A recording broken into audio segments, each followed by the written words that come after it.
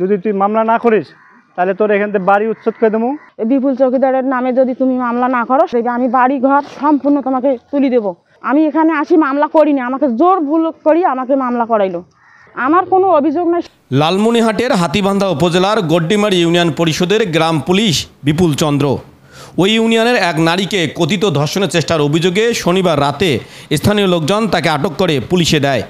এ ঘটনায় ওই নারী বাদী হয়ে স্থানীয় থানায় একটি মামলা দায়ের করেছেন এমন দাবি পুলিশের, কিন্তু ওই মামলার বাদী বলছেন ভিন্ন কথা।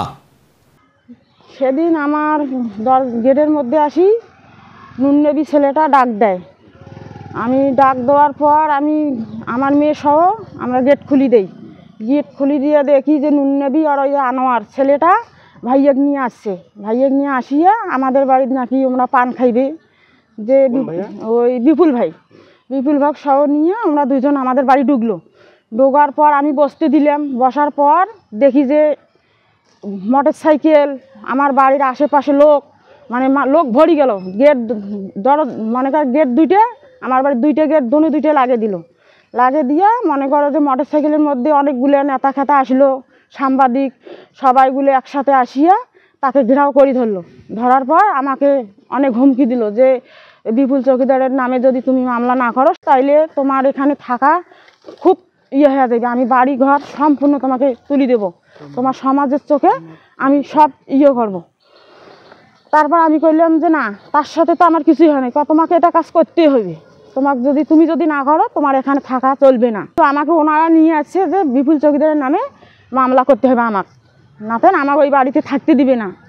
আমার স্বামীকে সহ হুমকি দিয়েছে। নুননবী আমার স্বামীকে ফোন করি কয় যে তোর বউয়ের দায়িত্ব আমি নেব, তুমি খালি মামলাটা আমার করে দাও।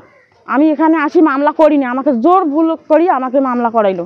বিপুলের বিরুদ্ধে আপনার কোনো অভিযোগ আছে? আমার কোনো অভিযোগ নাই। সে যদি আমার সাথে খারাপই যে কোনো আচরণ ভালো যদি করে, আমার খারাপই কিছু আচরণ না করে, তাহলে আমি তার নামের বিরুদ্ধে কী করব? সে তো ভালো। এখন মানুষ যদি খারাপই বানায় তাহলে তো এটার মতো নাই, আমাদের মান সম্মান সম্পূর্ণ শেষ। সোমবার বিকালে গ্রাম পুলিশ বিপুল চন্দ্রকে আদালতে হাজির করে পুলিশ। এ সময় আদালত মামলার বাদী ওই নারীর বক্তব্য শুনে গ্রাম পুলিশ বিপুলকে জামিন দেয়। শুধু তাই নয়, গ্রাম পুলিশ বিপুল নির্দোষ এমন দাবি ওই মামলার বাদীর স্বামীরও। এগুলো তো সম্পূর্ণ মিথ্যে কথা, বুঝছেন? ওই বেচারা খুবই ভালো, আর ওনার সাথে আমার ছোটোবেলা বাল্যবেলার থেকেই সম্পর্ক, ভাই, অতটা ভাই বানিয়েছে, রক্তের যেমন ভাই, এই ভাইয়ের চেয়েও বেশি কথা, বুঝছেন? এখন উনি আমার বাড়িতে আগে থেকে যাতায়াত করতো, এই জন্যে নুননবী চেনাটা আর এর সাথে যে আনোয়ার একটা ছেলে, ওকে রাত্রে ডাক দিয়ে না আমার বাড়িতে ঢুকাইছে। আমার বউ বলে গেট খোলে না, তারপর খোল, আমরা পানি খামু এবং কি খায়া চলে যাবো।